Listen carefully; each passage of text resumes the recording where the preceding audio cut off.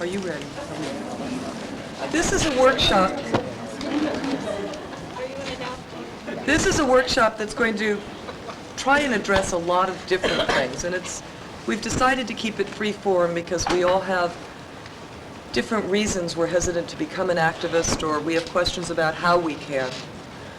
We're going to talk about first the emotional issues that people in the adoption triad and in the social work community run into, because with the anger that we experience or with the lack of self-esteem or those things that run through us commonly, it's very hard to strike back in a positive way. Sometimes we debilitate ourselves. We're going to talk about the different ways you can become an activist. Carrying a picket sign is not the only way, and there are different ways to become effective.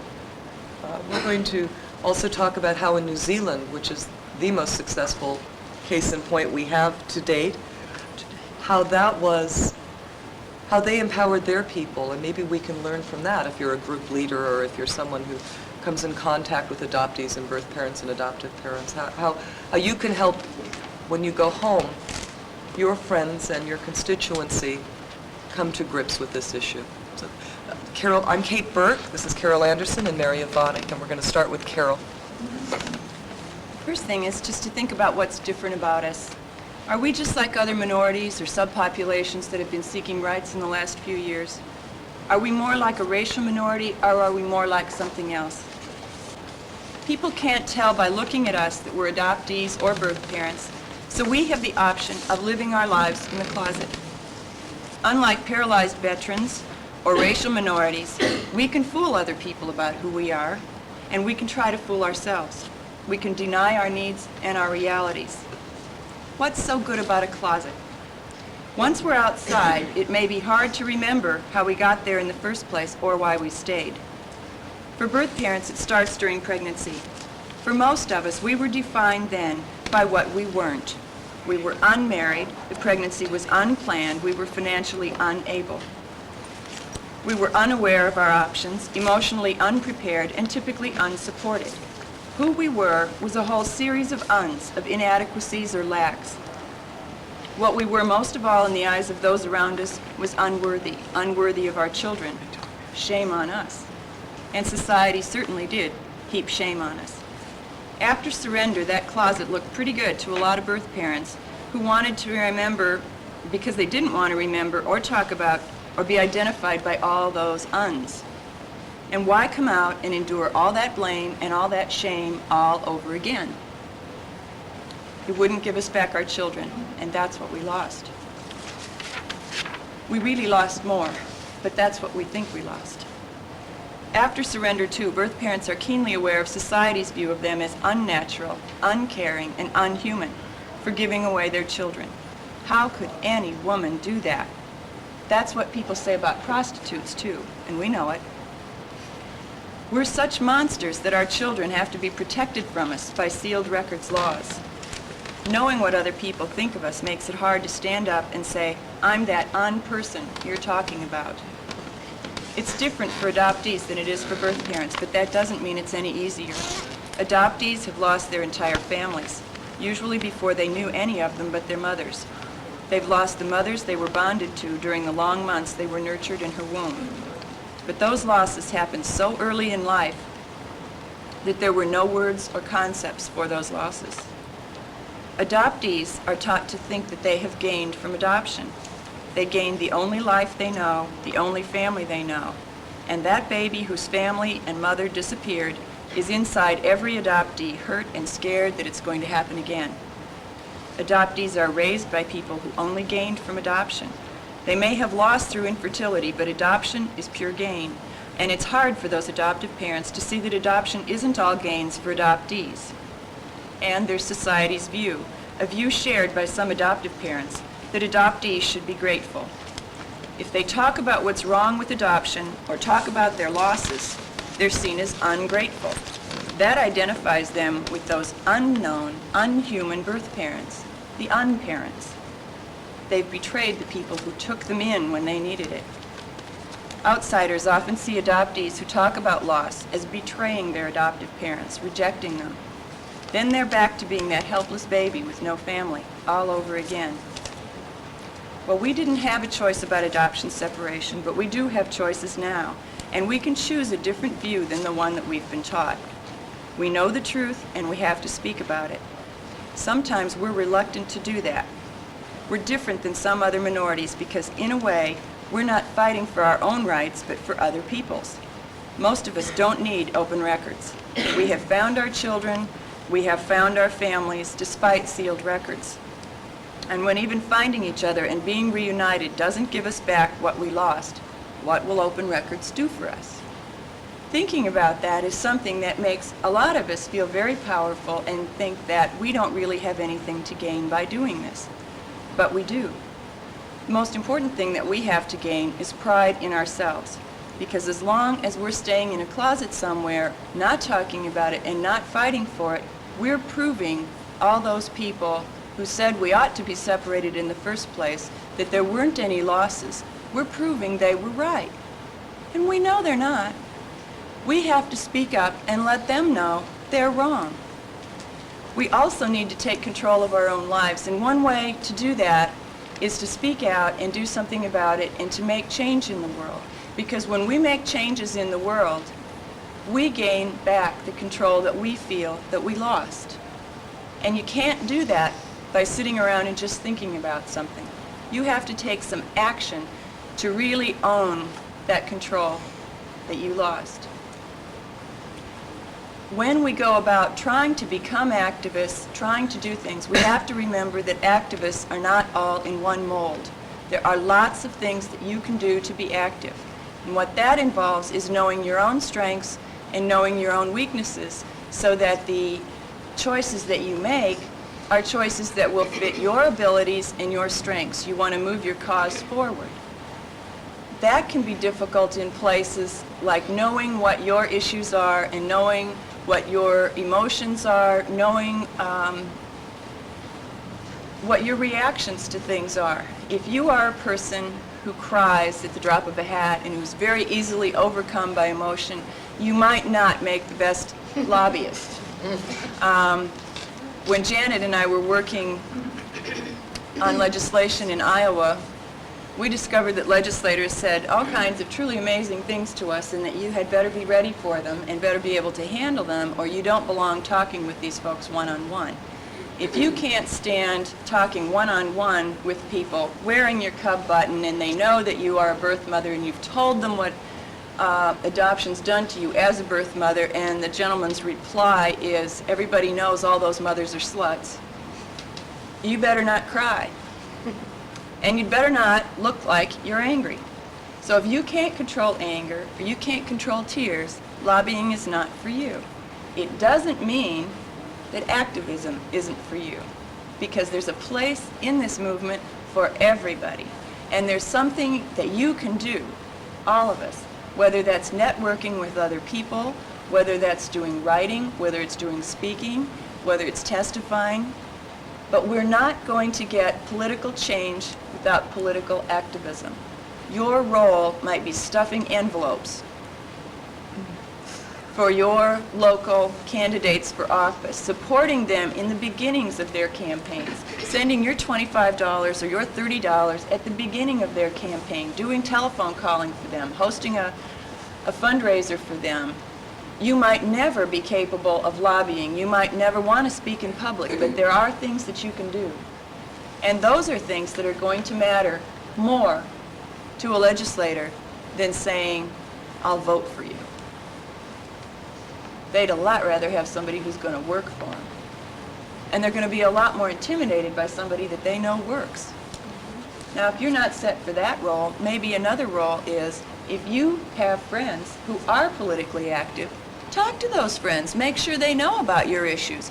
Make sure that they know about your concerns so that when you need support, maybe you've got a friend who's not an adoptee and not a birth parent, but that you've educated on this. That person can talk to the legislator for whom they worked, and they're going to get those changes.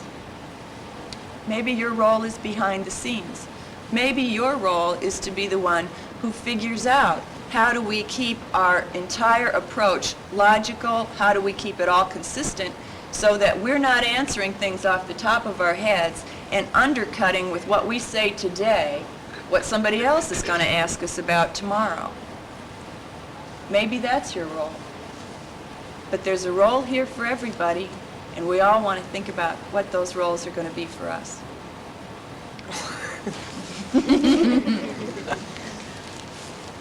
I think, listening to what you said, I want to make an observation for which I have absolutely no backup statistics. It's just kind of one of those things seems like a good idea at time, a reasonable thing. In looking at the reform movement, the individuals that I see who stick around and are real activists tend to be birth mothers. The March to Washington, we had way over 50% of the people there were birth parents. In the California legislation, which we are all up to our necks in, the people who seem to be doing a great deal of work are birth parents. I'm an adoptee. And one of the things that, I want to talk about this with you guys, the adoptees in this room. Why can't we do this? When I decided that I would try and be president of the AAC, I went to my birth mother, I went to my adoptive mom, and I said, look, I really believe in this and I'm going to do it. Didn't ask them for their permission, I just said I'm going to, so be prepared. Why is it so hard for us as adoptees? And I don't mean to exclude birth moms here, but this is a really important issue here. Why is it so hard for adoptees to do that? Or is it, what you were talking about, are we afraid we're going to make somebody angry? We're going to hurt somebody? Not right. So we've been trying to pass a legislation in Wisconsin, and the legislators always talk about the promises to birth mothers, and they're the ones that are giving birth. Mm-hmm. And I think maybe that's some of it, because agencies did promise birth mothers things. They're claiming now that they did. But, and this is what the legislators honestly believe. Right. Because our legislation is to allow the adoptee to have their birth certificate. Right. But why is it emotionally hard for adoptees to do this? I think the difference, you were saying that 50% or more were birth parents at the March. The difference, what I think the difference is in that, in the activism portion, is that the birth parent can remember her loss, the initial loss, and the adoptee can't remember. So perhaps the adoptee doesn't perceive their oppression? So the birth parent is taking action over losses that are remembered. A known loss as opposed to a nebulous loss, where you know you lost something, but you're not altogether sure what it was because you're too young at the time to even understand what you've lost. I think that that's true, but I think that something else is operating here too. And that is, I'm a birth parent, I don't have to have split loyalties. Once I've made the decision that I'm going forward, this is, first off, I think that when you're talking about mothers, and when we talk about birth parents in the movement, we usually mean birth mothers. Yes, there are some birth fathers who appear, but in so much smaller proportions than mothers, and they're not the ones that are out there on the street doing this stuff. It's birth mothers. And everybody in here who's a mother knows, I think, that there isn't a more powerful pull in all the world than what you feel for your children, and the energy that gets tied up in that, the emotion that's tied up in that, the identity that's tied up in that.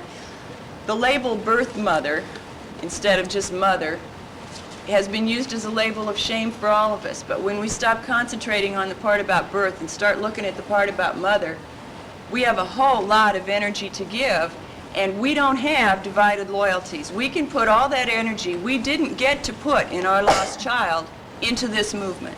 And that's not what happens for adoptees, because they've got that push-pull. Am I betraying one of my families? Am I hurting the other family?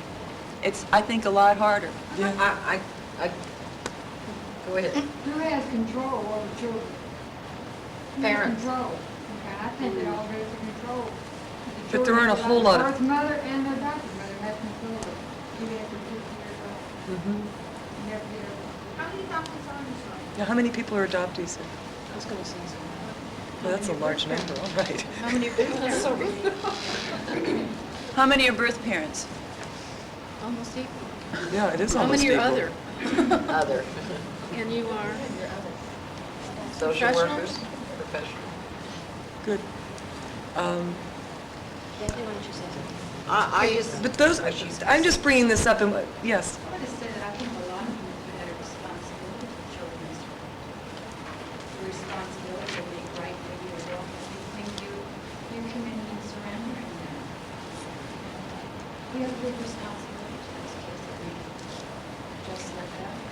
But I think that society perceives adoptees in a way that, or we perceive that society thinks that we should act in a certain way. And when we fall out of that mold, we're really ungrateful.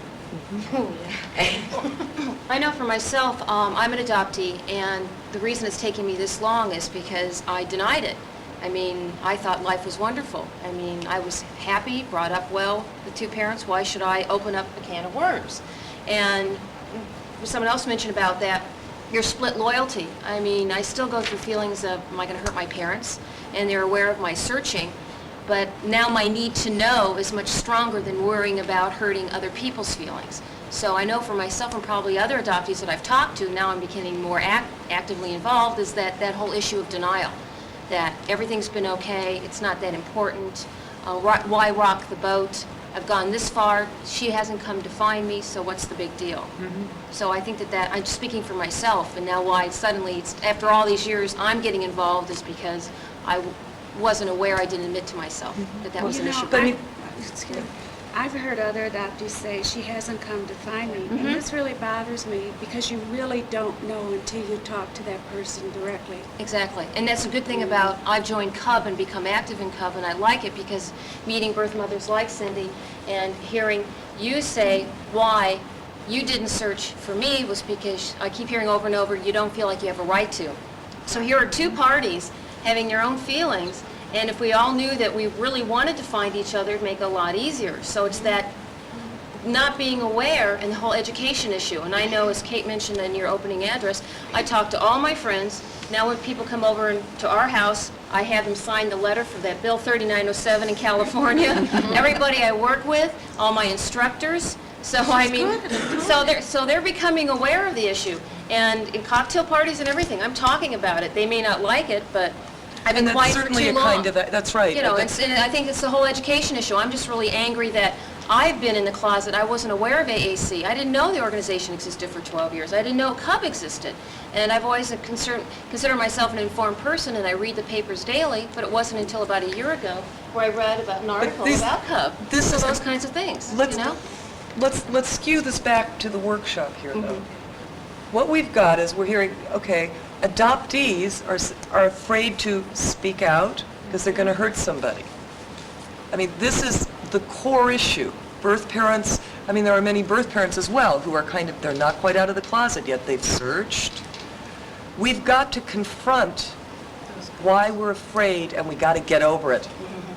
And you've got to decide you're not the child anymore. That's right. As adoptees, we have to understand that we're not the child anymore, and that we can, as adults, make decisions. We've got to understand that there's a culpability here. Yes, as adoptees, birth parents, adopted parents, we're victims in some ways of our life. That it's up to us to go make that change and to make sure that children who are being adopted today don't fall under that same kind of BS.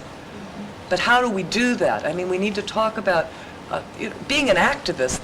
Carol says there's many different ways. You can be an activist by starting a local adoption council with a few adoption agencies and the search and support groups, as was done in Orange County. You can be an activist by going to an agency nearby and saying, look, I'd like to do an outreach program to the women you have considering relinquishing. I'd like to do an outreach program for adoptees who come in for post-adoption stuff. That's activism as well, because that kind of education needs to be done, and we can't do enough of it.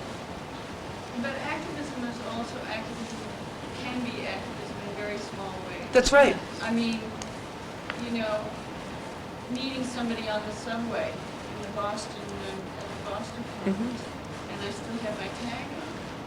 But he was adopted.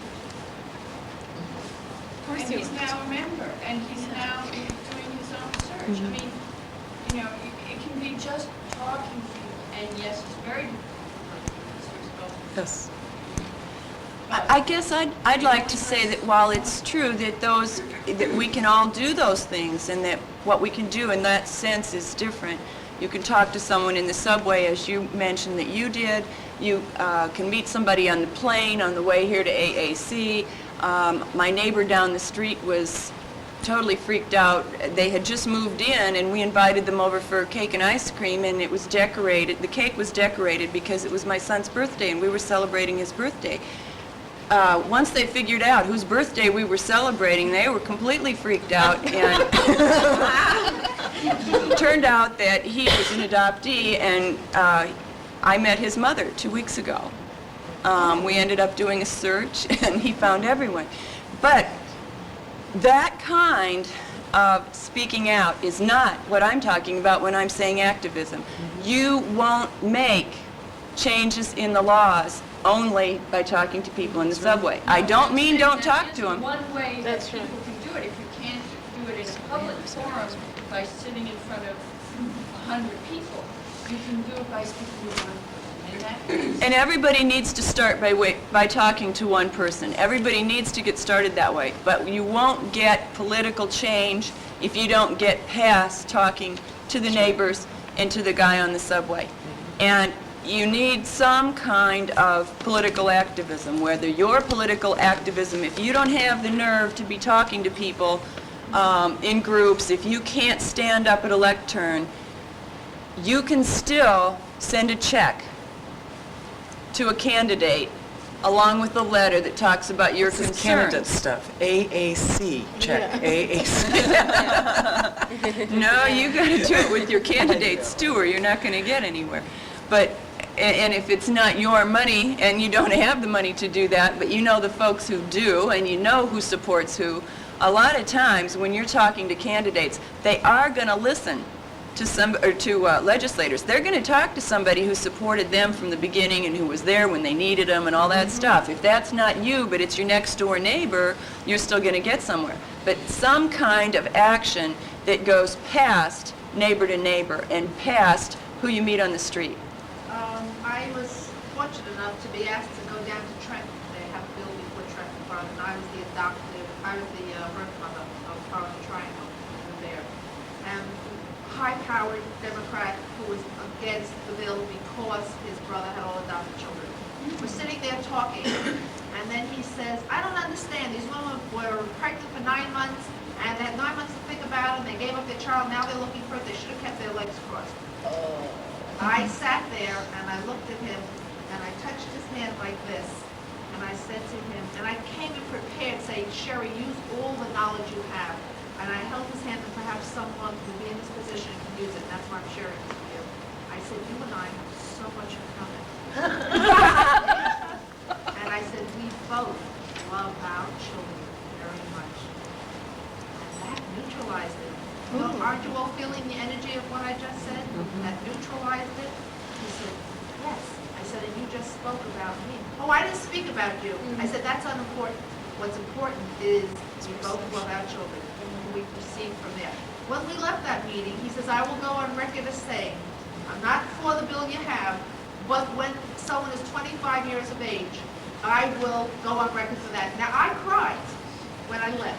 The 2 people I was with said, absolutely not. They've been working much harder. I was justified. They won 18, and they'll fight for the 18. But I felt in a way that I felt very good. So anyway, that perhaps maybe if you're in that position to use it. Yes. Is it best, I know it's good to become active in the state that you live, but what about the state that you were adopted from? You really need, my reading is you really need to be active in the state that you live in. Legislators pay much more attention to their own constituency, and it's best to be active in the state you live in. Yeah, it's important. That doesn't mean you shouldn't write a letter or No. two to another state if they have a bill pending, and that's the state that you were adopted from. It's fine to send it, but I mean, that's not where to direct the great bulk of your energies. I have a concern, and that is that we are very, very fortunate to have Mary Ivanek here today. and I want her to be able to share with us.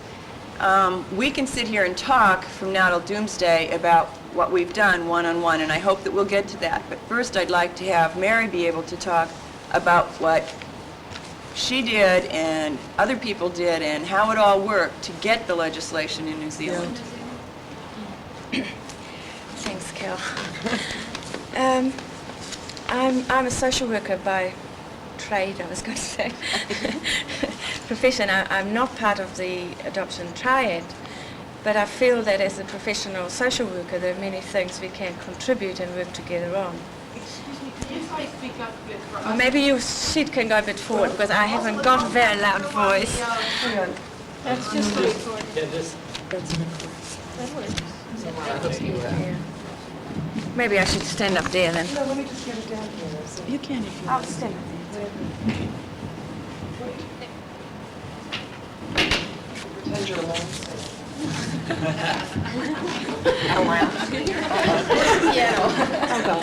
It'll be in there. I think one of the things that is really important to keep the distinction, as Carol pointed out, is the difference about individual awareness raising between your friends and colleagues and people you come across, and the difference between actively being involved to changing the law. And you need to do both, because one will not achieve the result and neither will just activism without massive backup either. So you really need to be involved at two levels. It's probably a very good thing to be here at this particular point in time, because I have just finished a master's in public policy, and my thesis was on tracing the political process of our Adult Adoption Information Act, which passed in 1985.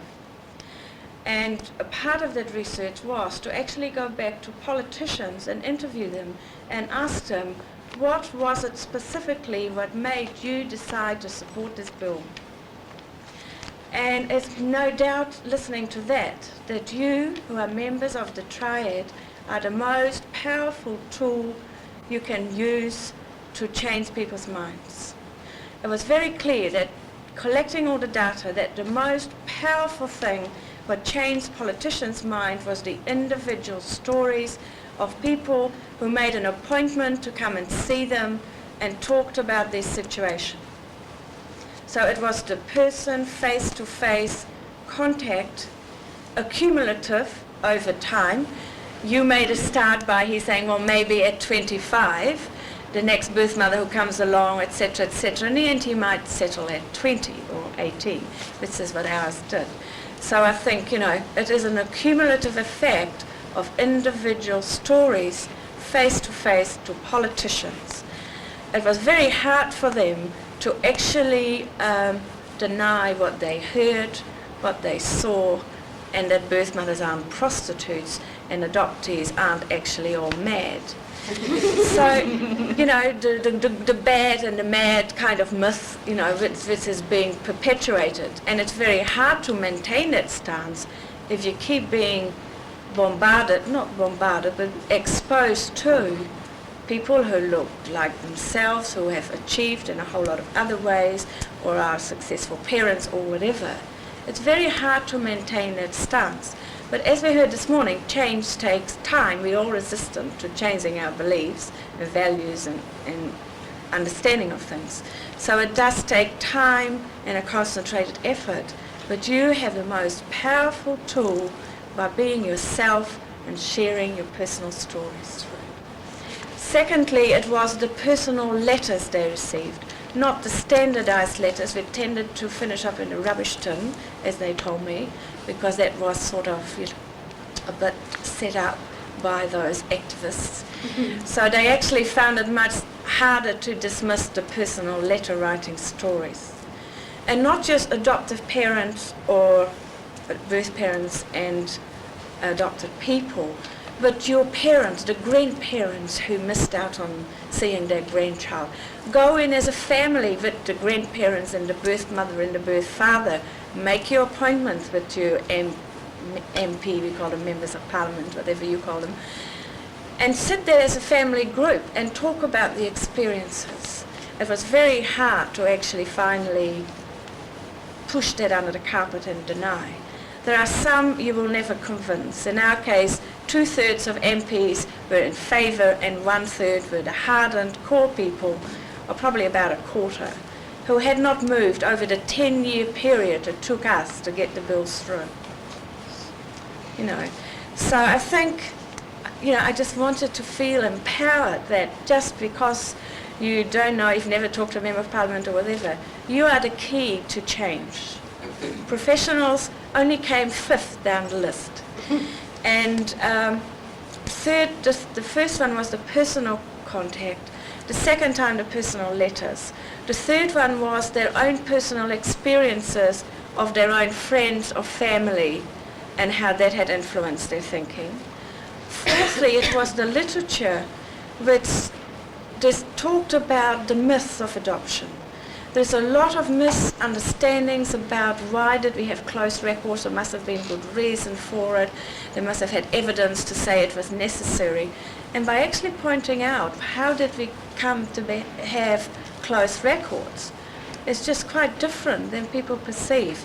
So dispelling the myth and able to demonstrate and get the information of how did they actually become closed was an absolute eye-opener to many MPs and saying, you mean to say that, you know, there really was no evidence.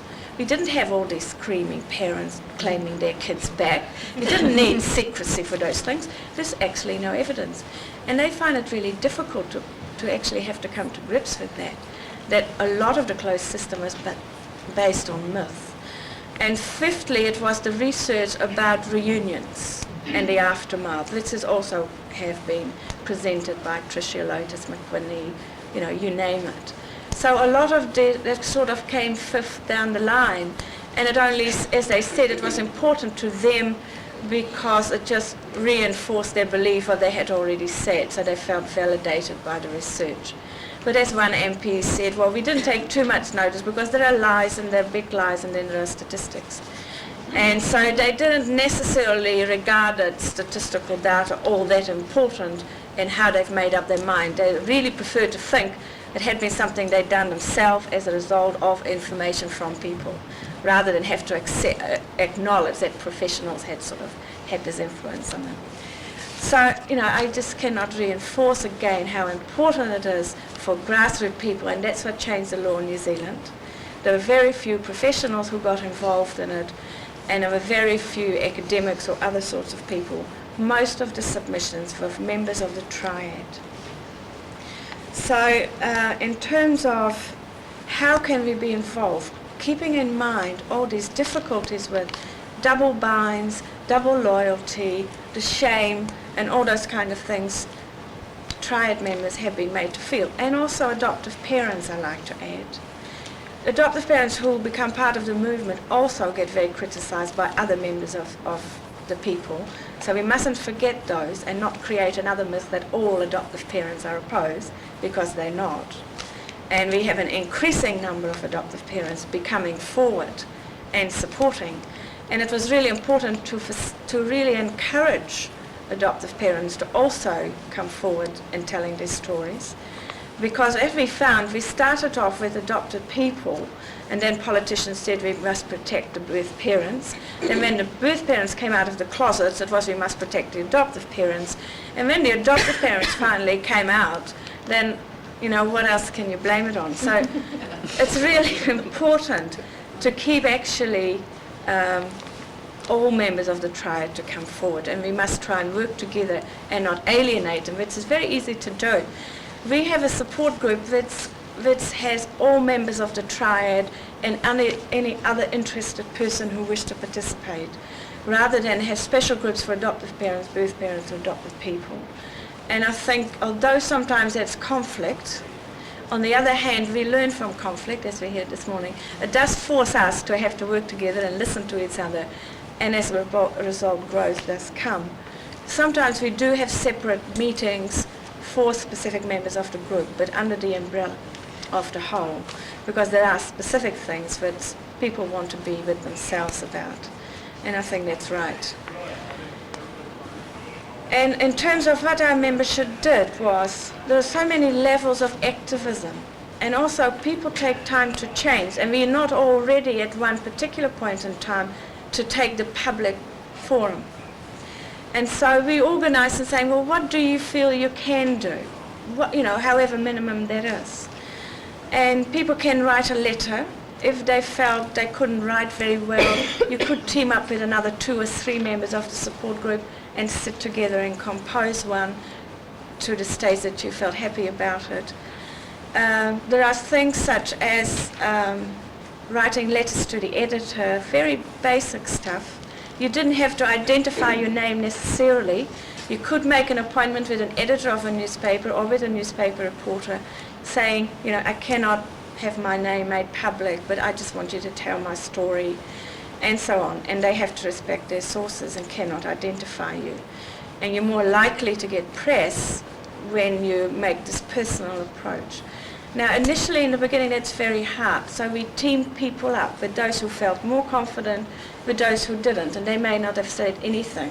But as time went on, building up more confidence, we do acknowledge that for some adopted people with elderly adoptive parents, it was difficult for them to come out public. So therefore, you can do things behind the scene when no one needs to know about it necessarily by making these personal appointments. Then there's radio talkbacks. Politicians, as we heard this morning, are very sensitive to what the media is saying. So really going to see an editor of a newspaper or a reporter who you know from reading the paper tend to have a humane kind of outlook on certain issues. You check them out. There's just so many things that keeps coming to your mind which you can do privately, quietly, anonymously if you feel you can't come out. And again, you are the only ones who can do that. Professionals cannot do these things.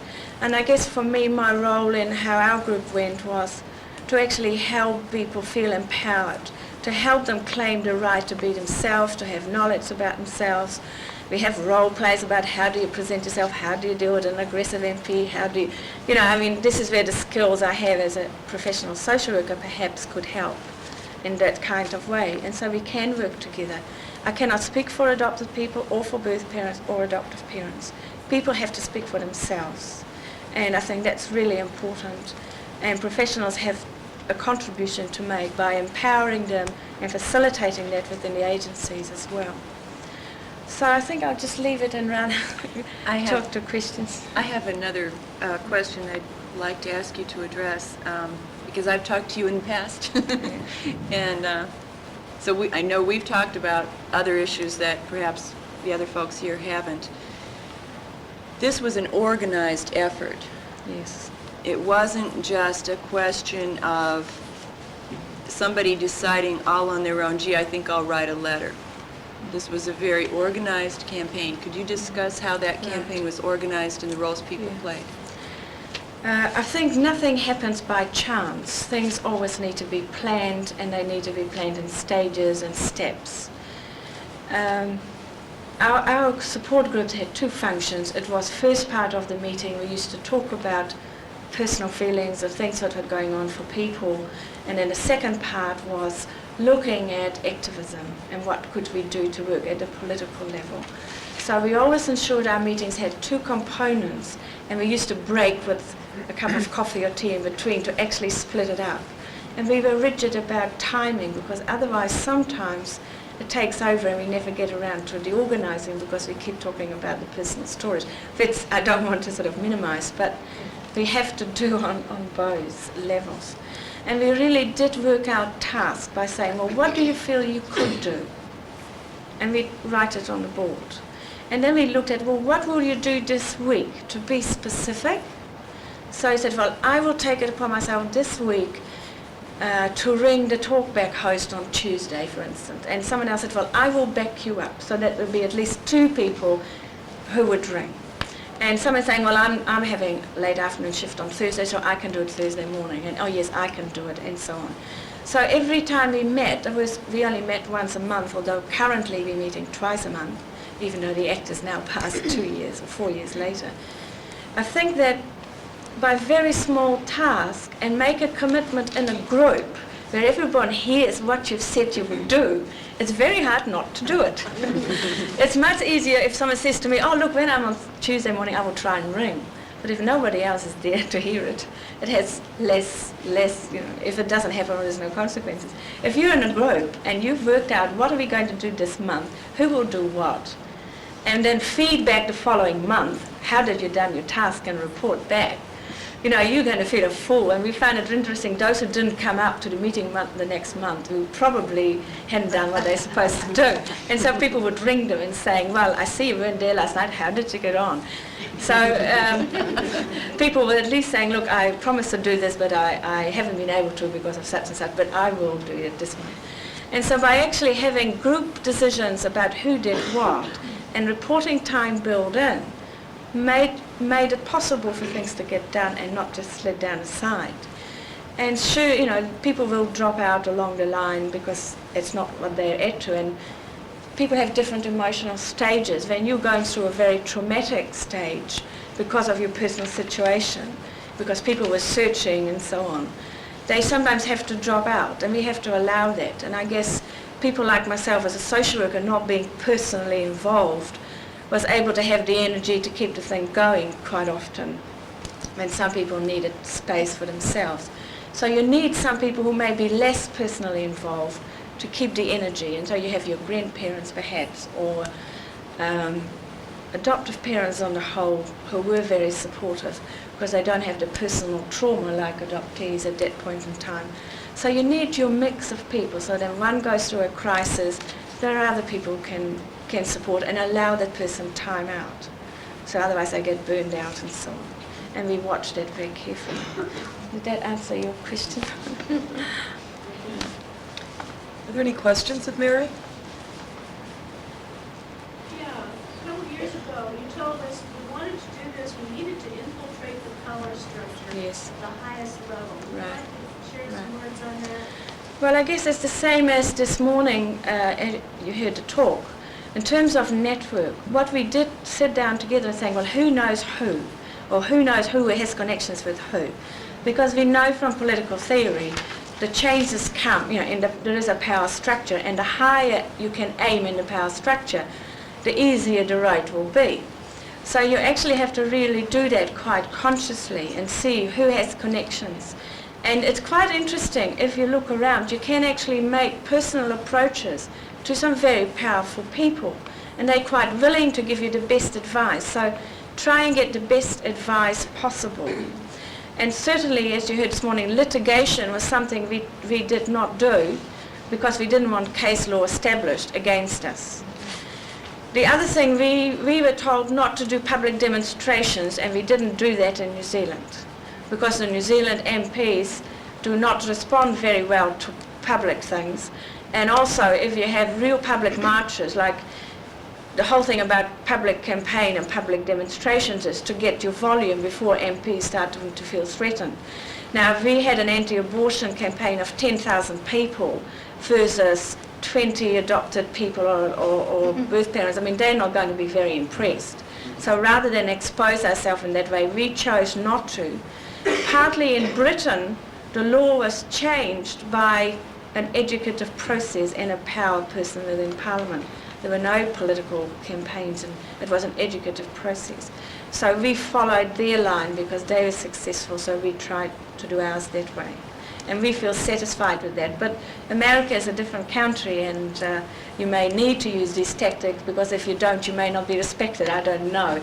These are things you have to work out for yourself. I can't tell you, you must do it this way because the culture and the social environment are different. And I think that's important. I think, too, when we talk about marches and so on, you might need to do, as AAC did, a march as an energizing kind of exercise for the people in the movement. You might need to do it for you. You might need to do it in order to free up your own energies and to make your commitment and to just to get yourselves going and hyped up. But you don't do it as a political strategy because it's not going to get you anywhere. They have 500,000 people out marching for pro-choice and we have 400 people, I mean, it's just not, it's not the way to make change. It may be a way to energize yourself, but it's not going to go past that. So it's not a political strategy. It may be a strategy that you're using internally. Well, the March to Heal was as much for us as for the... I think it's important to be clear what you're doing it for. But then National Open My Records Day was extremely effective nationally, and we didn't necessarily have millions of people, but there's legislation that's going to be introduced in 3 separate states as a direct result of those. We have about 10 reunions that have come open, and actually those petitions worked for 4 or 5 people, that their records were open. So, on 3 hours sleep, I can't. Ask Robin. But, I mean, again, some of these things that we do are also educational for the general public. You know, and we have to understand that. And the other thing is we're not a large minority. So we don't need to make ourselves incredibly crazy with that. I hear a lot of talk, y'all been talking about legislatures. Well, in Kentucky, we have like this search law, okay, where the state, you petition the courts, the state goes and finds mama, and if she consents, then they, you know, get the 2 people together. Now, if mother is not informed, mother sometimes doesn't consent. And older people have a tendency that they are very isolated. And I think something that's kind of been overlooked, states are, okay? But you all might, this might be in your law too, but our law, when it all comes down to the nitty-gritty, it's the judge that has the power to tell us our name and our mother's name if she doesn't consent. First they were doing it, now they're not. We can't find mother, our mother doesn't consent, then we still don't have our name, plus we're out the money. And where everybody's talking about writing to the legislature, a judge does not really, on a ballot per se, he does not give them the votes. So I think it's the judge that is more important to find out how he stands on adoption than it is the legislator after the law is passed, if that is in your law. Plus, we found out that the people that were doing the searches for the birth mothers, the adoptees were more trained to do the searches than what these people that were hired by the state. They didn't, in some cases, didn't even know what a parent directory was. That's something that's happened other places too, where the professionals don't know search like we do. But I would like to point out, when you talk about educating judges, what you're really talking about is that you're unhappy with your law. Because what your law does is give that power to the judges instead of to you. So the way to cure that is not to go one by one by one by one to each of those judges. You need to go back to the legislature. And this is done as a political tactic all the time, where you come back some years later and you say, the law helped some, but this is what it didn't accomplish for others. And since no major catastrophes happened as a result of this law, and people who had a lot of fears and were afraid found out they didn't need to be, we want you to go the other step and cure this for the other folks. But also what I'm saying is, if you get the law passed, don't just sit there on your laurels. You can't. Because there could be, you know, when it started out, we were getting our names. We were, even if mother didn't consent, we were getting her name followed up. This is like 2 years down the road, and now all of a sudden we're not. And people have quit, and they're not doing the jobs like they had done like 2 years ago. So just because you got it, don't mean you can sit there and say, I got it. I don't have to do nothing else. Which No, state but is this? Kentucky. Yeah. I think that's very important. You must, as we know, the implementation of any new law or policy makes or breaks it. And what we found, it's a really interesting example of that with Victoria in Victoria, Australia, the state of Australia, and New Zealand. Now, the Victoria Act is actually better than the New Zealand one, in a way. But the implementation was done so badly and different than in New Zealand that the outcome in Australia was, in Victoria, an 11-year waiting list to have your compulsory counselling session to get your birth certificate. In New Zealand, we had, because of the implementation, which I was personally involved with, we were able, by policy making at a departmental level, to control it to the extent that we had no waiting list, 2 or 3 weeks. And here have you got a law which one is better than ours, but it was the implementation after and the individual interpretation by professionals that's made it worse than ever. And it was partly because in the Act, for instance, their Act, the same as ours, said, after having received counselling, the counsellor will issue the birth certificate, the original birth certificate, to the adopted person. The Act did not define what counselling was, by whom, how many times, and so on. So what happened in Victoria, the social workers, the professionals, defined what the counselling task was to be, by whom and how many times. And what actually happened was that the average person had received 8 to 12 counselling sessions before the social worker would decide this person is now fit to have this. Up to 25 sessions was not unusual in one particular private agency who was licensed. How much did it cost each counselling? It wasn't that much actually. There was an administrative fee when you applied for it. If you did have a choice of going to a private counsellor who was licensed to do it, or a departmental person, in which case you paid for your private one. But it still meant they were even more getting money, so you kept paying. Now in New Zealand we had the same. It said after having received counselling. Now all our adoption is done by the state, no private agencies. There were 2 of us who implemented that Act, and because, as we said this morning, once the Act is passed, make yourself available to help. Well, that's exactly what I did. I went to the person in head office who was now in charge of this implementation, said, my God, what am I going to do? You know, she was there for 10 or 15 years and really hadn't got all that much experience with issues of adult adoption and law reform. And making myself available, I said, I'm happy to be seconded to help you, I said. And she was one of my first supervisors, so I knew her and I could do that. And she was very grateful and got me in head office. So the 2 of us set the policy and we were able to control it. And, in terms of what do you have to do of changing from within, I'll do a side. I had to work with this person who used to be my first supervisor, who'd been in head office, I think it was 10 or 12 years by that stage, who personally didn't actually support open records. The department itself had not supported the Act. They didn't really want it done at that particular point in time. And so now they had to implement it, so there was a conflict for her. And I was coming there and I was sort of knocking my head against a brick wall because he was this previous supervisor who didn't want to be told by someone she used to be supervising what to do. So we keep having these clashes as to my interpretation and what I think should have happened. And one way to resolve that was, we had this change of government and the Labour government's motto was, we must consult with the consumers. So one gave out of this hang. I said to my colleague, well look, the way to go about this is, government policy said we must consult with the consumers. So let's meet with the adoption support group and the people who make submissions. After all, they are the experts. Let's set up meetings.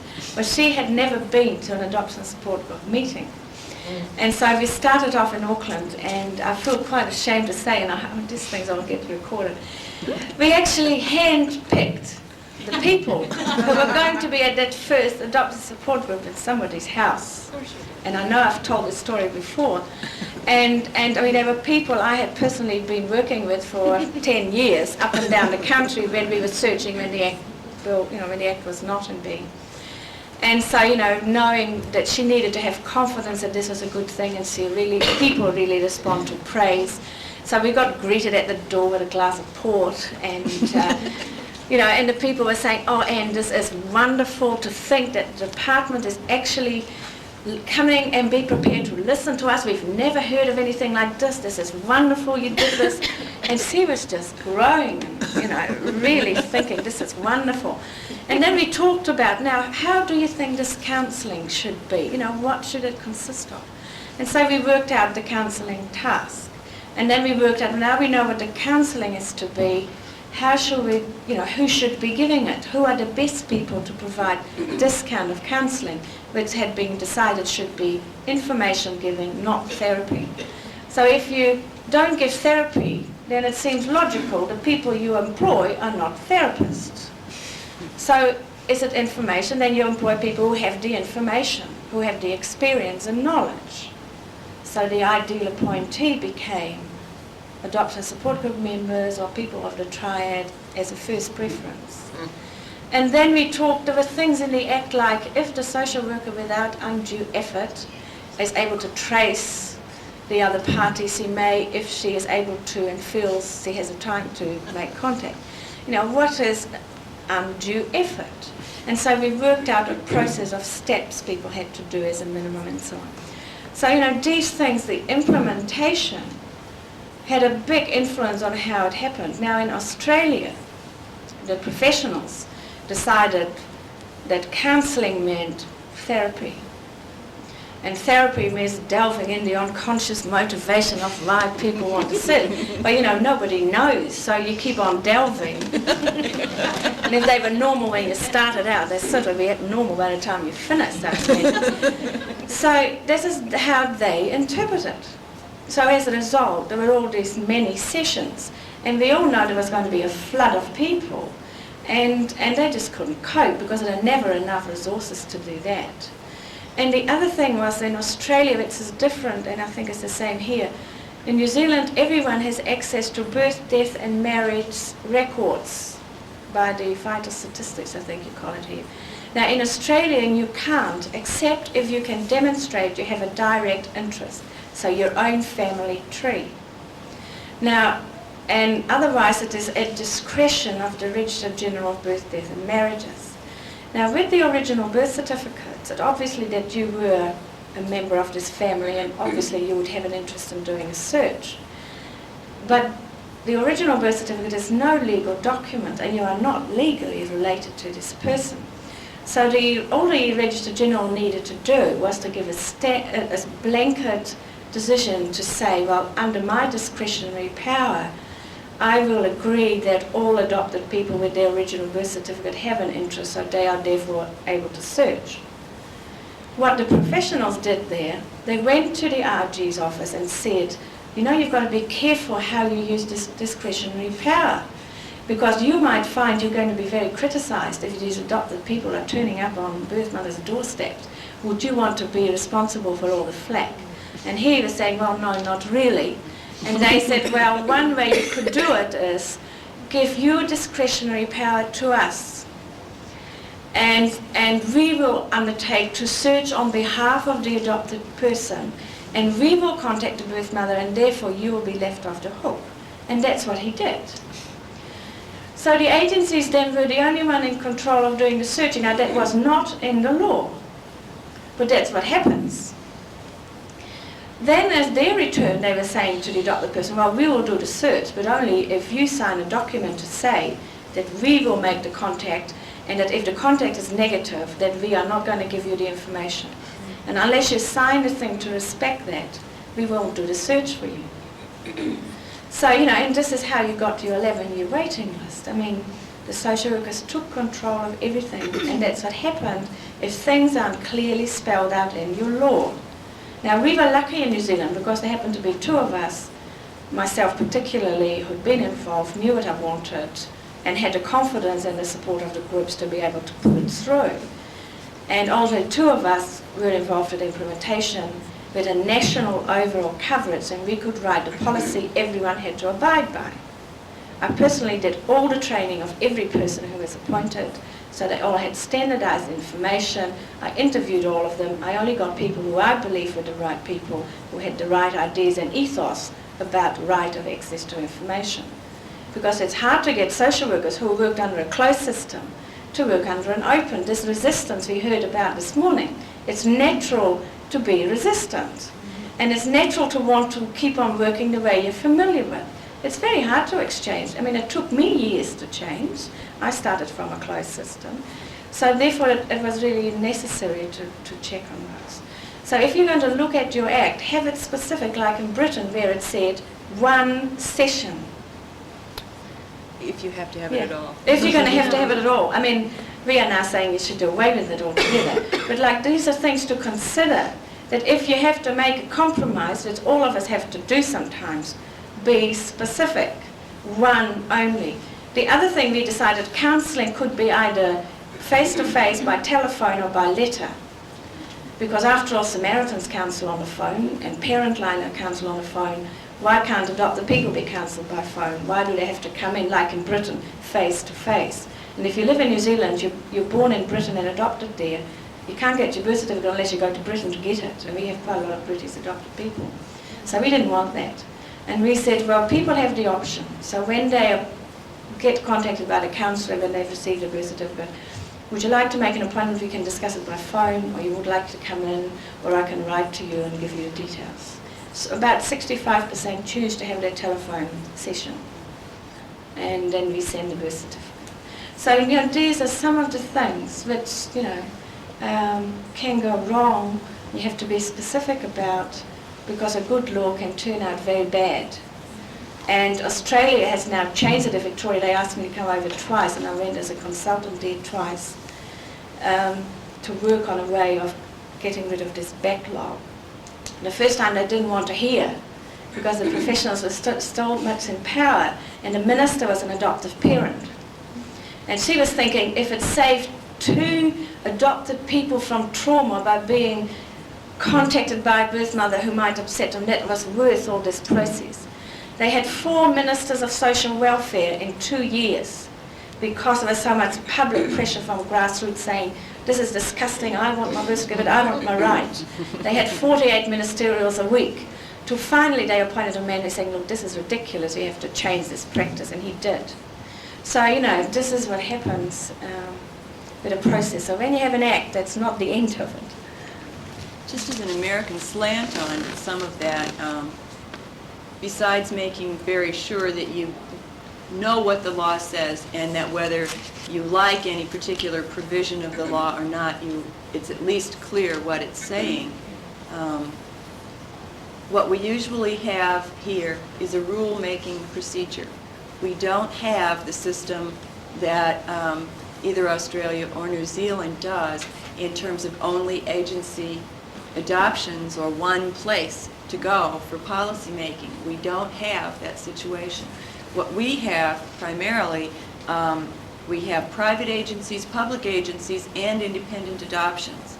And what that means is that most of the rules that are going to come about are going to be set by state agencies as a rule-making procedures, and these rules have the force of law. Now, usually, I don't know, you need to know how those rules are made in your state. And if you can possibly get yourself in on that rule-making process, you certainly want to. Usually, under the laws of your state, which set out what the rule-making process is, there is allowance for public input, for testimony, and for speaking and all of that kind of thing, public hearings on proposed rules before they become law. So you do have some chance to put your 2 cents worth in. If you possibly can, though, you want your 2 cents worth in long before it reaches the stage of a public hearing. Whether it's because you have a very close friend who's on the committee, or you're on the committee, or you can get yourselves put onto the committee by arguing, wait a minute, I see that you've got this agency, that agency, that agency, and these lawyers over here who are all on it. Why don't you have any adoptees, birth parents, and adoptive parents on it? Typically, some of the folks who are on it as agency representatives or something else will also be adoptive parents, but you have a harder time getting birth parents and adoptees onto it, and you about have to do that separately, and that's something to work on doing. After you once get, you have to keep in mind when you're getting those rules what their effect is going to be. Rules have the force of law, but how much force is that? Well, it depends upon how it's written.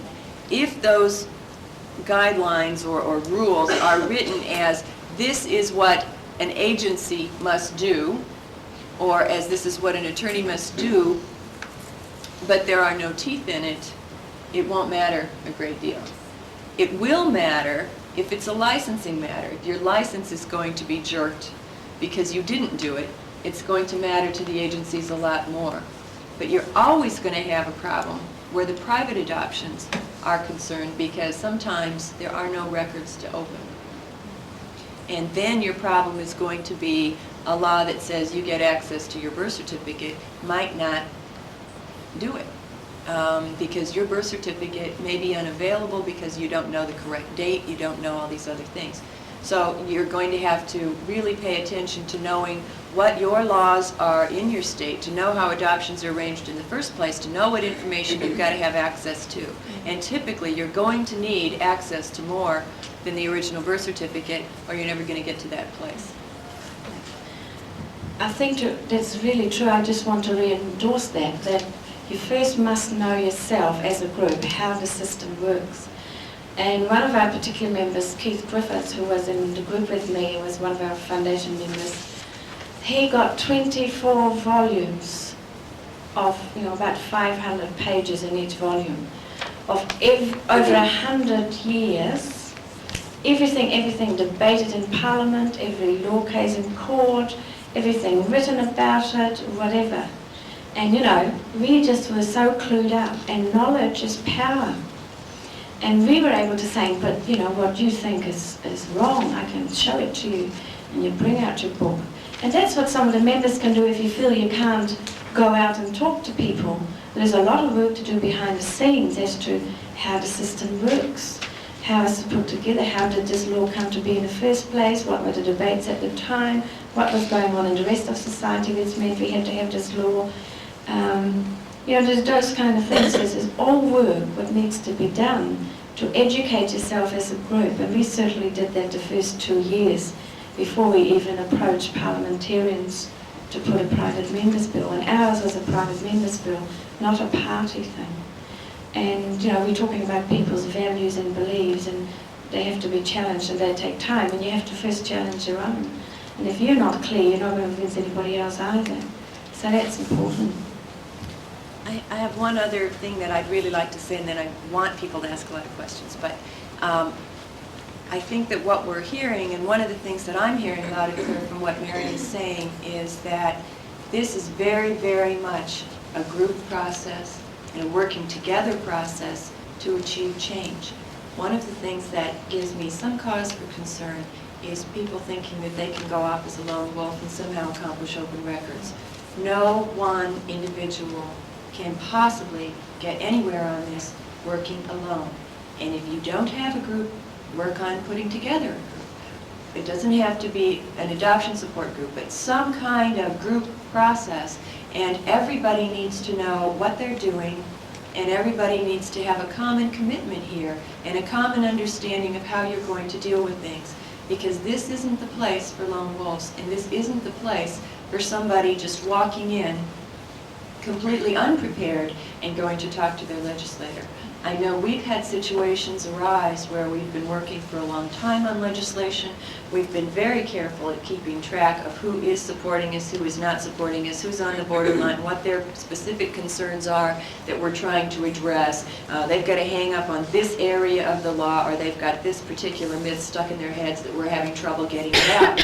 The last thing in the world we need under that circumstance is for somebody to come crashing in there with no knowledge of where that legislator is or what the problem is, and come in there with a completely new approach that's very different than anything the group has done, and tell this person, you have to vote this way because you can hurt. It isn't enough to have good intentions, and I know some people think that good intentions are enough and that whatever you do is a plus. And unfortunately, that's not true, because your actions can have bad consequences as well as good consequences. Everything you do with good intentions may not turn out well. And that's why you need a group, That's why you need to do this as a part of the group process, whatever your role in it may be. And don't think that you can do it all on your own, or just because you think that somebody else is wrong on their approach, that you're going to go off on your own on doing it. We have an opportunity today to look at today's paper, and I think it was the U.S. Today that comes to the door, and it talks about a new television series that's going to, syndicated weekly television series that's going to be starting in the fall, about reunions. If you have been separated from your loved ones, well, take this opportunity, write your story, and send it in. Take a look at the paper. I don't know what page it's on, and maybe you will educate a lot of people. We all got one today. Yeah, you all got one today. That's right. There it is, right on that front page of the life section. Yeah. See, that's another thing support groups people do. Read the papers, take out the cuttings, and listen to the radio. Which announcers are sympathetic, which ones need to be challenged about what they said. We had a very powerful person on the radio talkback every night from 9 to 12. And he has that 5 nights a week slot nationwide. And he was totally opposed to open adoptions, and yet within 18 months he became the strongest supporter of it. And that was only through an educative process, information.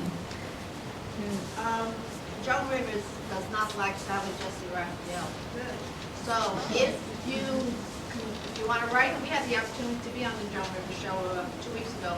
If you write her and say something about Sally and you say, I'd like to get on the show, or she has this opinion and we have another opinion, Joan's given our groups in the New York area space about 2 or 3 times already. The other thing is I came up with Joyce Barr, and she showed me an article in the Reader's Digest. Did everyone see it? A reunion? The April issue. Joyce, do you have it with you by any chance? And anyone else? Anyway, it was a very nice story, and one of the things I'm going to do when I go home is write Reader's Digest and thank them for this article, because I am a birth mother, and if everyone in this room did it, we're going to see another article. Positive reinforcement of those who are supporting the cause. Recent issue of Good Housekeeping, there was a related article. There is one in the current June Glamour. There is Oh, let me write this all down. Yeah. Because an article about birth mothers, and it's June Glamour. And it's directed at a younger audience, but it's a fairly representative sampling of birth mothers, very young ones to clients. Excuse me, what issue was that of Good Housekeeping? Possibly April. It was April. April this year also? April or May. This is a very good sign. I'm thrilled to hear all this information. When you write, when there's been an article that's very favorable, by all means write, say thank you, encourage more of the same, make the people feel good about it, make sure that you reinforce that. There are times when you will read an article that is just dreadful, just dreadful. That's the And Washington Post. what I was going to say about those are, save your bullets. The first thing is, if there's anything in the article that was good, build on it. If you have an article that's 90% awful, but they made 1 or 2 really good statements that you liked in it, send them a letter. Instead of saying, you horrible, terrible people, how could you have said all these dreadful things that aren't true? Don't do that. Send them a letter that says, thank you for saying this and this, the things that you liked and that you agreed on, and then build on it. Say that was really meaningful to me because, and then put the places you want them to go on some of this, and try to work them along farther. I contradict that. We have Vicki Camp in our group here in New York, and networking with Washington. Washington Post is a paper that lots of people read, and they gave a point of view of someone who adopted a child and totally different to what we want. We all did a letter campaign. I happened to get responses to all 3 of my letters, and one was from Catherine Grain. So Vicki said that my letters were well written, and what we were able to accomplish was get the other point of view. And that's Exactly, what we and requested, I'm not, the other yes. point of view. Yes, and responding to negative articles can be a good thing too. You do need to be careful when you respond to negative things, not to attack people personally, because there is no point in it. If you attack someone personally, you make an enemy. You're much better off to have your approach be one of, I disagree with you, my experience is, than to ever say, you're wrong and you're evil. One of the things that you want to be careful about, whether it's with letter writing or whether it's with talking to legislators or whoever it is don't burn their bridges behind, just don't do that. You never know who might be able to move along to your side if you haven't made a complete and total enemy out of them. So even if somebody does, like I was talking about with Janet and me, say, well, all birth mothers are sluts, you still stay calm and you still say, well, thank you for listening to my point of view, because you don't want to make an enemy out of this person. Even the people that you know you can't make friends with, you at least don't want to make any worse enemies, because what you want to do at the minimum is not make them hate you anymore and not trigger them to work actively against you. You try to make them friends. If you can't make them friends, you at least try real hard not to rattle their cages and make them enemies. So I'm not saying don't respond to negative things, but be careful in how you do it. You don't want to attack. I'd like to say something further about that. Many of you may be aware that there's a recent article, again in the Washington Post, by Mary McGrory, who is a nationally syndicated columnist. It was in the Sunday, April 22nd newspaper, and I have a few copies here which I'd be happy to share with people. It was what we would all consider a pretty horrible article. It quoted Bill Pierce. It tried to downplay how awful adoption is for birth mothers. And Laura Lewis, who's the Region 2 Cub representative and the president of our local Cub group, wrote an irate letter, polite but irate letter to Mary McGrory, saying, in effect, but politely, gee, you don't know much about birth mothers, you really ought to learn something. And she put some Cub literature in, and she invited Mary McGrory to come to one of our Cub meetings. And we got a response from Mary McGrory saying she was dying to come. She wasn't able to make our last meeting. We are re-inviting her to our next meeting, and she has expressed great interest in coming to a Cub meeting and into writing an article about us. You've got a dialogue going, and that's just what you want. And not to brag about Laura, but Laura is wonderful, and she's one of the all-time champion letter writers of this world, and she has a beautiful way of, she expresses anger without attacking. That's really important to be able to do. And she can manage to express anger without attacking, and she also expresses just raw emotion and hurt and love all in one place. And she writes some very powerful letters. She's very good at that. Also, people should be aware, no one here has mentioned it, the New Yorker magazine, May 21st and May 28th, has a major couple of articles on open adoption, which are very powerful. We won't agree with everything in those articles, but they're very powerful. New Yorker is an influential magazine that gets to a lot of people, and people should look at it and point it out. In fact, my boss, who is an adoptive father, and I are having a major dialogue at the moment about this series.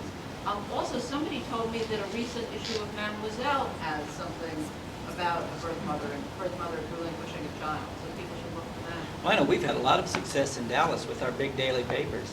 We've done good big cover story articles with big pictures of open adoption transactions and relationships, and our local paper has really picked up on stuff. And I think all the papers, they love to get material for those life sections in their paper. I agree. Yeah, really. We need to have a major movie producer write one of our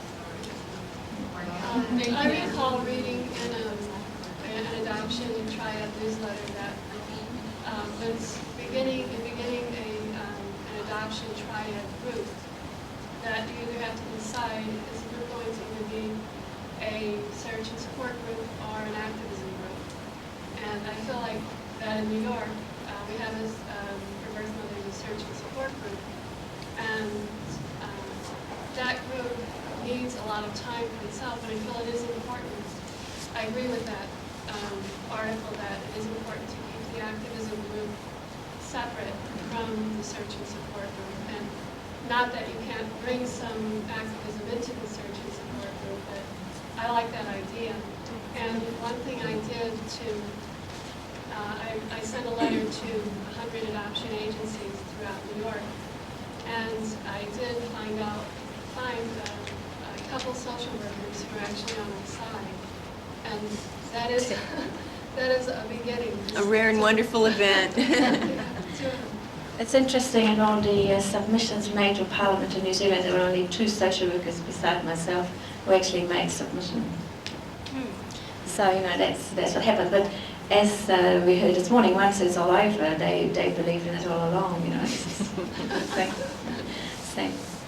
I have a question for you about this. What made you change your views, and how do you think we can best work to change views among social workers? Because it seems to me that if we're going to get laws changed, we need to get at least some of the agencies or some of the people from the agencies on our side. Yeah. I think you're probably right, but I wouldn't spend too much energy trying to change professionals, frankly, because they've got vested interest to keeping the job going as it is. And that's why they're changing. Oh, right, yeah, in the end, because they have no choice. I know you have a different scene here than New Zealand, because we don't have private agencies, we don't have workers who purely do adoptions only, because you're all part of the Department of Social Welfare, and you could have a specialised adoption job for a year or a couple of years, and then you're part of the generic team. So there isn't the same vested interest of keeping adoption the way it is. For myself, firstly, I suppose I was orphaned as a child myself, and immigrating to New Zealand at age 15, nearly 16, I started nursing in a hospital. And after about 5 days or so working on a maternity ward, where I had this first introduction to this idea of separating mother and child, and whereby an unmarried mother whose child was going to be for adoption and would be taken away and ripped away, and not being allowed to handle the child or see the child and so on. And finding this just absolutely unbelievable, when in all innocence, when feeding time came and mothers had their babies, and here was a mother crying and saying, my baby, and me going to get the baby, seems a logical thing to do, and my lack of English, etc. Wasn't really aware of what was going on. But I mean, certainly for me, who was orphaned and probably hadn't come to terms with my own grief, to separate a mother and child who could be together seemed a kind of unbelievable thing to me to do. It seemed so ridiculous, I guess.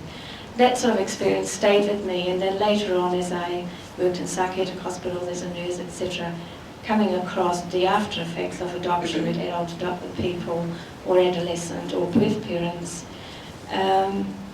you know, it just sort of made me aware of that. And when I went as a social worker working in the area of adoption, I chose not to work in adoption. It's not something I chose to work in.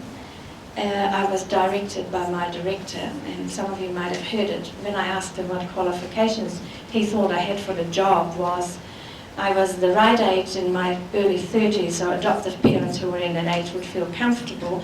I was married, I didn't have children, and I had a motherly figure that would make the birth mothers feel, you know, trust me with their babies and my motherly appearance. And so that was my qualifications for the job.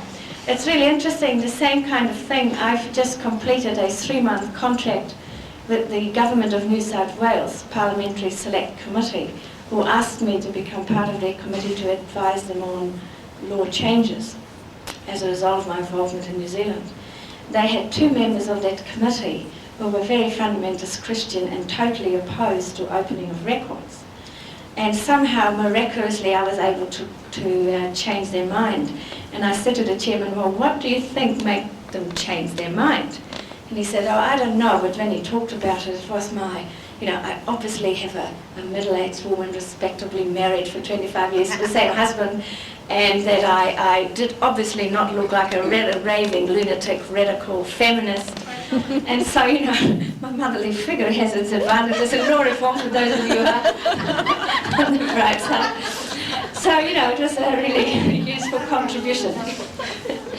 And, you know, so I got educated along the way. And when I sort of took on this adoption, luckily for me, we just had a merging of 2 government departments into one. We used to have the Child Welfare Department, who did the adoptions, and Social Security, who dealt with payments and money. Now, the child welfare had very unqualified people, because the social work profession is a new profession in New Zealand, and they tended to be ex-nurses, ex-ministers, ex-priests, ex-nuns, ex-teachers, prison officers, probation officers. as the Social Security social workers had a small team who were all qualified and who their role was advocacy for clients to ensure they got the right benefit. When they merged the two departments, I was very fortunate as a new social worker to get into a team with 3 of these Social Security social workers and a supervisor who were used to working as advocates for their clients. And so when they also had to learn the practices of childcare and adoption and fostering, they kept saying, God, why are they doing this and why is this? And they weren't used to having these things questioned. And we looked at, if we have to learn about adoption, we looked at the literature, and England was going through its changes, and Tricia Lotus McQuilly and Florence Fisher, Jean Payton stuff. So we read all this and saying, God, if you read all this is a client view, look at what we're doing. And so we as a small team made a decision and said, why can't we have it more open? And we started open adoption practices in 1974.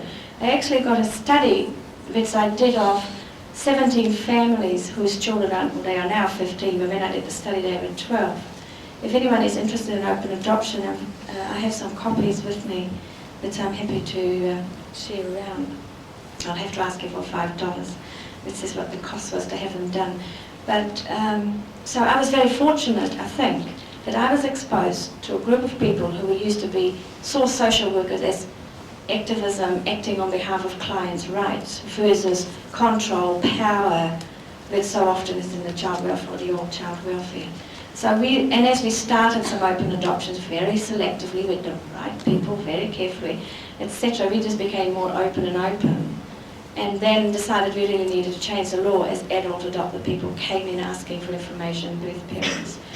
The reason personally I decided to go outside the department was when an instruction came from head office which said with the increasing demands of adopted people for information, all our staff are warned not to give information.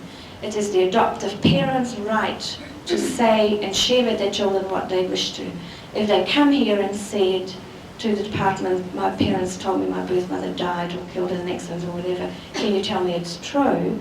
And if the files showed it wasn't true, I was to lie to the client and said whatever your parents say is right. That was the day I personally decided in my professional ethics and values and morality that was not on. And so therefore I went and joined and helped establish support groups outside to help people get the information which I felt they needed to know. So that was my personal change, I suppose. When somebody told me to lie to my client, that was it for me. So I felt justified as a private citizen to work outside the organisation for change and work within the organisation for change at the same time. Can I ask that question from another perspective? Because you asked, how can you get social workers to change? And I've been a social worker for 17 years in Dallas, Texas, and been placing children that entire time. In 1982, Lutheran Social Service started doing open adoption in Dallas. Very conservative climate, a lot of criticism.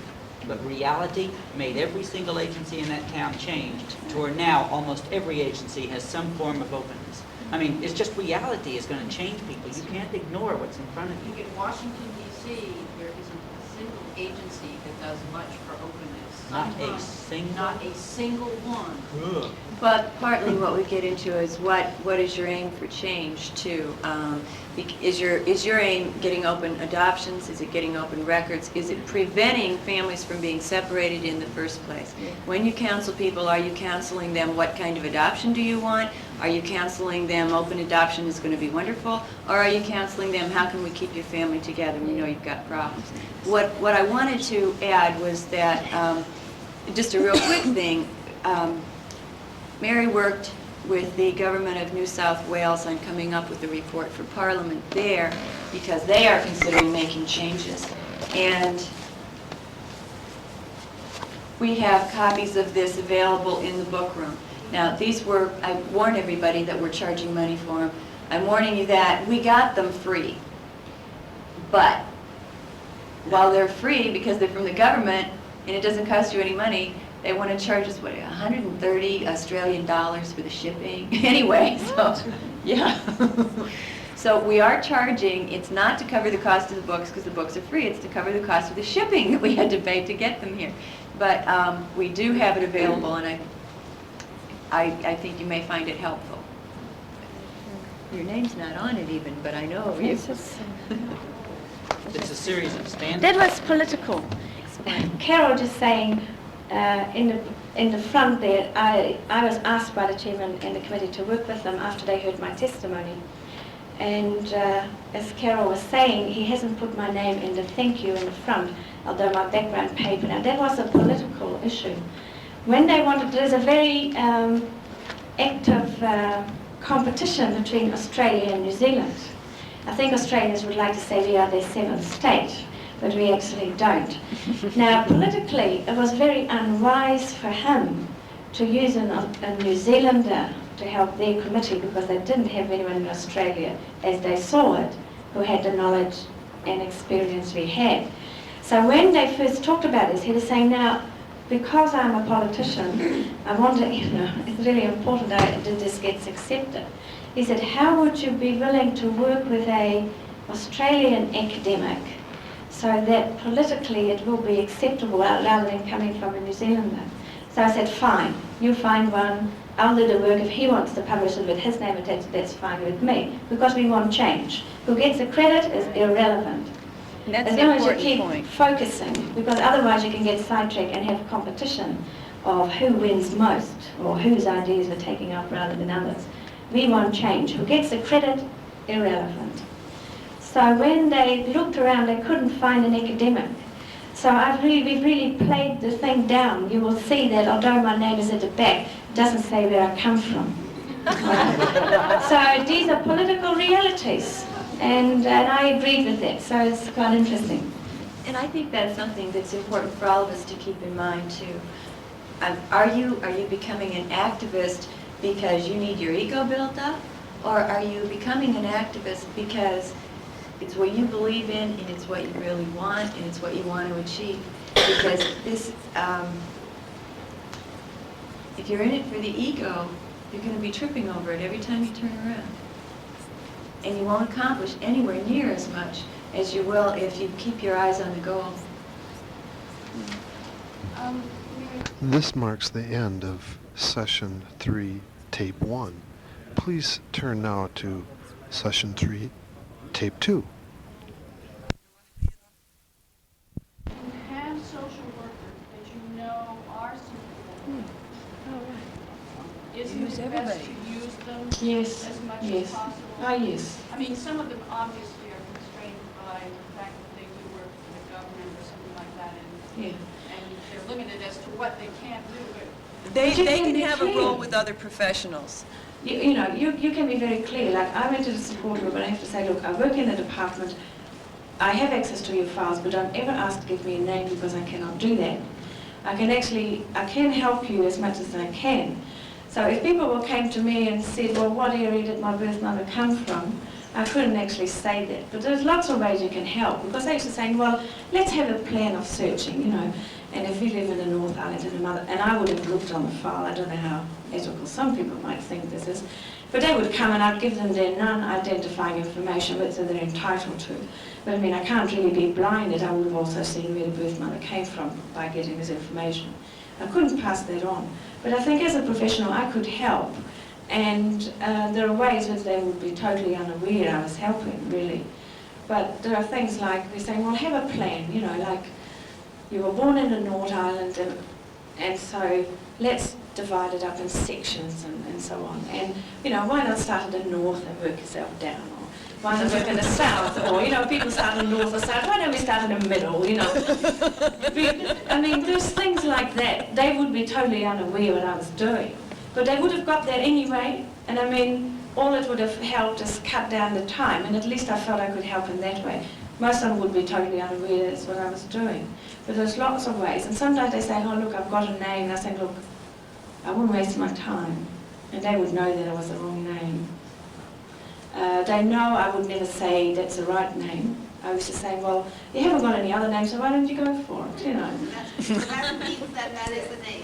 Well, I mean, like, they can interpret it however way they like. But there are things to get around which don't make you break the law. No one could ever say that I'd given out a name. One social worker story was told to me. The social worker said, what's your favorite food? Well, do you like meat? Yes, but do you like fish? No. Oh, yes, I like fish. Yeah, well, I never went into games like that. I found So that. anyway, she found the Yeah. name was I mean, some of our sites should be saying, well, it's a 13-letter name that started with a D. I mean, I just don't want to get into all that because you just get more and more. But apart from that, they had to respect me for what I could and couldn't do legally. And it took me a couple of years for people to trust me enough. And then you'll have a new member of the group who will be really aggro when they heard that you were from the Department of Social Welfare. And, you know, I just had to work through that, and in time they got over it. But you need social workers as well to work with their own professions. And I can challenge my colleagues from within and say, hey, how does this fit in with your social work philosophy? Get the textbook out and saying, you know, there are these sort of things you can do and you need them. Well, what I meant was you obviously being within the system would have a better idea of how the system works and where there might be chinks or whatever, Right. or you know, where it might be better to put your energies at this point because this is weak here or something like that in terms of trying to change. It really depends on the social worker. Some of them don't know anything outside of their own agencies. Some of them have not been at all activists on anything. And the most they can tell you is what their supervisor says. There are other people who are very, very active. At a minimum, anytime you educate a social worker, or you have a social worker who's on your side, they can at least work within their own agency to get other people in their agency to understand.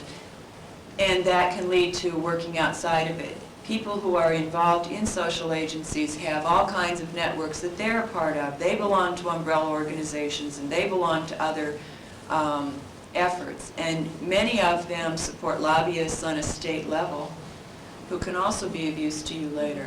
It's always worthwhile to educate them, yes, but they don't play the same role you do.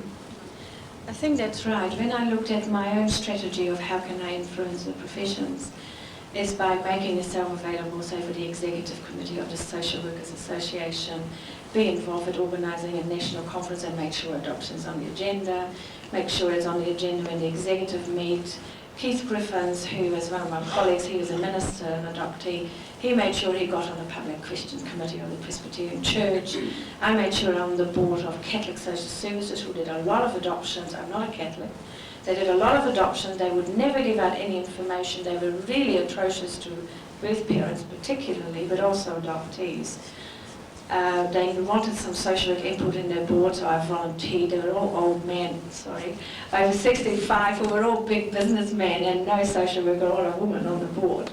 But by actually making myself available, putting input, I became in charge of the program evaluation and looking at each service they were offering as an agency and changing their adoption things. So, and I did the same on Presbyterian support services, where I was asked to be as a board member. So these are things, you know, you can do as a profession to infiltrate and input in things. And that's what professionals can do, and it's an educative process. And you strategically put yourself forward for key positions. That means work, you know.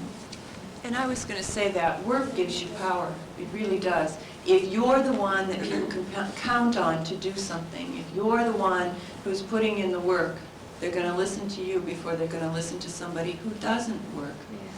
That's always true. So the more time and the more of your energy that you're willing to invest, truly the more power and the more say that you have. Because people who depend on getting that work done have to appreciate the folks who are doing it and have to listen to them. I'd just like to just briefly come back to open adoption to reinforce what Carol was saying. We saw open adoption as an interim period till we got open records, not as a means by itself in saying this is wonderful. Open adoption we could do because we didn't need to change the law. We just could change our policy and practice. And we made a decision, and I can assure you there was a lot of opposition.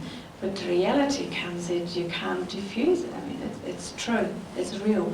But only as an interim measure, and we thought, well, and what's happened, we've been doing them since 74, 75 in other districts, 78, 79. But now, most all our adoptions are open adoptions throughout the country. And they're not as better than closed. I mean, they are better than closed. But it was an interim measure. Now, our act has now been in place for 4 years. Well, in another 6 years, the open adoption comes to adults. I mean, we just, it'd just be open. So it is something we felt we could do to ensure at least those who are being placed now won't have the problem as the adults have. But it was an interim measure and not as a good by itself. When you say open adoption, what do you mean? Because in this country, there's a lot Identifying information, face-to-face meeting and ongoing contact to various degrees.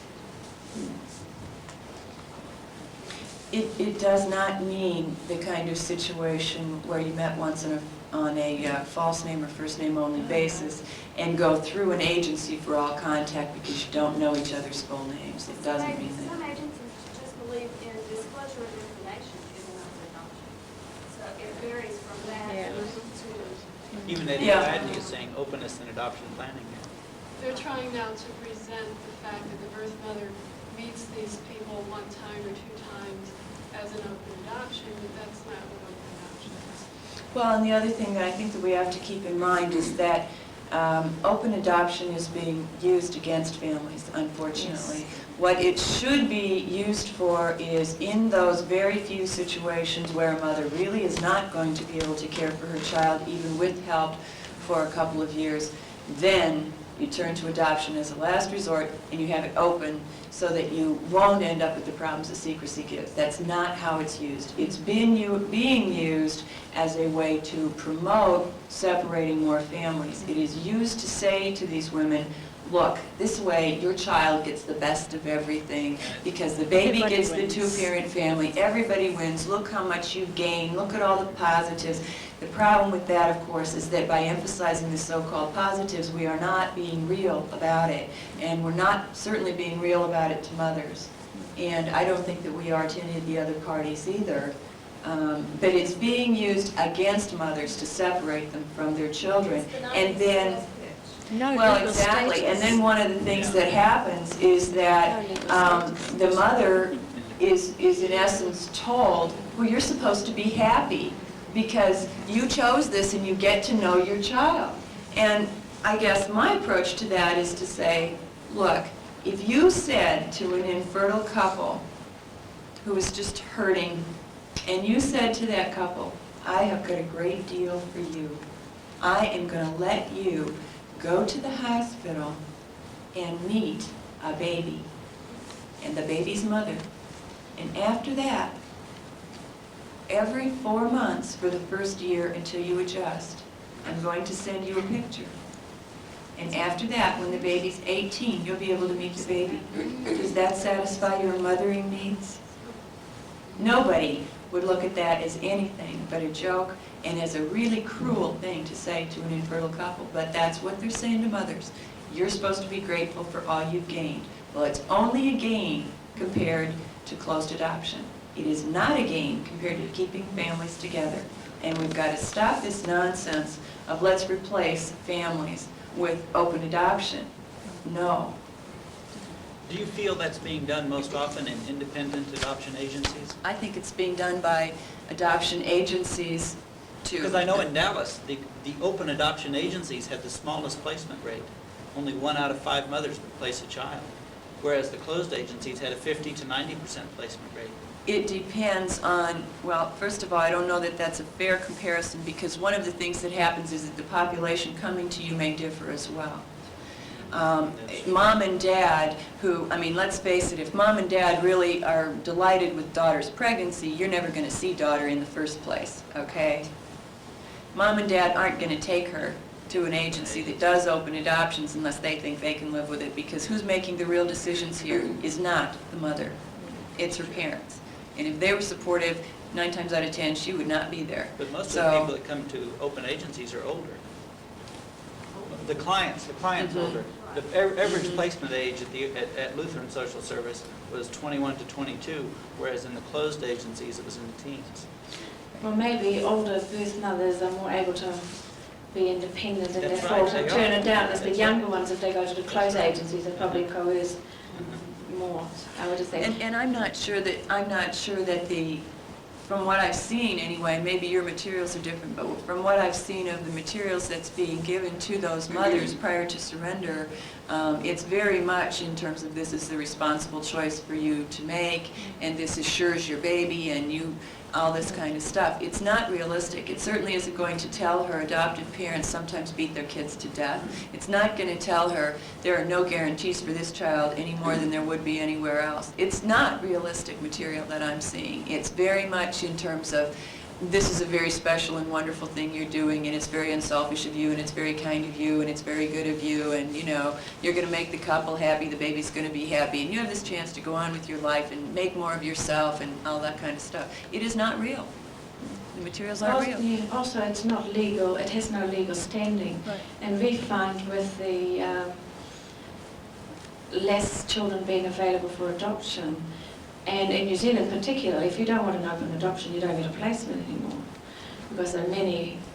So you do get people who will agree to an open adoption, but are really not convinced in their hearts about it. When they finalise, then they terminate the contact. So we are saying no more open adoptions till it has legal status. In fact, in New Zealand, open adoption was an interim.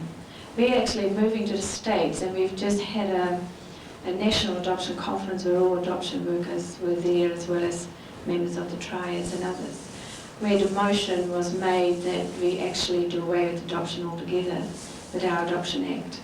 And that we've just got a Children, Young Persons and Family Act that came into being last year. And its basic premises is underlying, it says, families are best kept together. And so we now have a legal process which requires us to go through. And first it is if a mother or a couple is unable to parent their child, or there are problems, either abuse or neglect, or the couple have come to us, they can't cope, whatever. The first option is to look at what services are needed for the family to keep the kids and parents together. If that is no option, we are by law required to call a family group conference so that members of the extended family are called together. The government pays their travel or accommodation if they need to come from other parts of the country, or indeed from Australia. We give the family all the information we have, what the problem is, the test done, whatever, and we are then saying, you as a family, tell us, what do you see would be the best thing with the child? The social workers remove themselves from the meeting, the families are kept together, we are available if they want us to call back or more information or whatever. The family agrees to how they feel is best to have this child. Now, we've always been very readily paying board payments, etc., to foster parents, but we've never paid families to look after them. And so many poor families or minority group families went to white middle class families, and we paid them. So we're saying, well, we know that families are best kept within their own kinship group. So if a family member agrees to take the child on whatever conditions, the rest of the family will monitor the placement much better than any social worker of a department could ever hope to do. They might decide as a family they're going to support the couple looking after the child, and grandma might decide to move in or do regular visits or whatever. The family makes a plan. And we will then resource the plan and say, what do you need as a family to make this plan you've just made as a family to work? And it may be they want counselling, it may be they want health services, it may be they need board payment or just school fees or whatever. And we resource it. We will pay them the equivalent to orphans benefit or the allowance paid to foster parents. It's been really very effective. We are amazed at the cooperation wider family give to making a decision which will be in the best interest of the child. After all, families have more investment in their children than trained social workers. They have more commitment to make it work because they have made a decision. So empowering families to make decisions about their family members.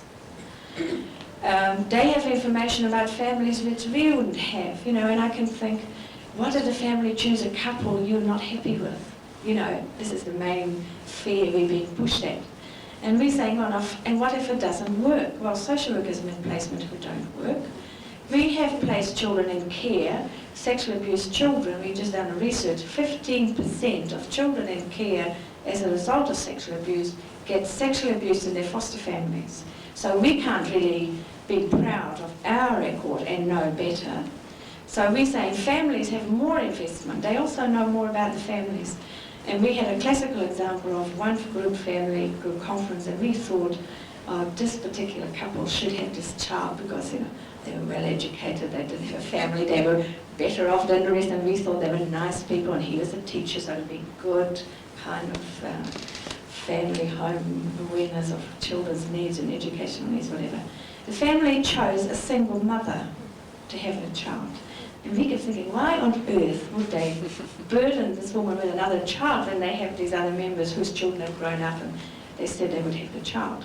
Later on it occurred that one of the aunts said, we know that this man has sexually abused his own children and they left school, home at 15.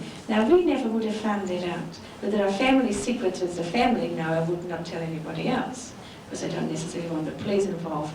So, this is where family decision making is more effective. Half of our institutions have been closed in New Zealand. They just closed 5 more when I left. We had 7 or 8 group homes in our district. We only got 1 left that has 3 kids in it.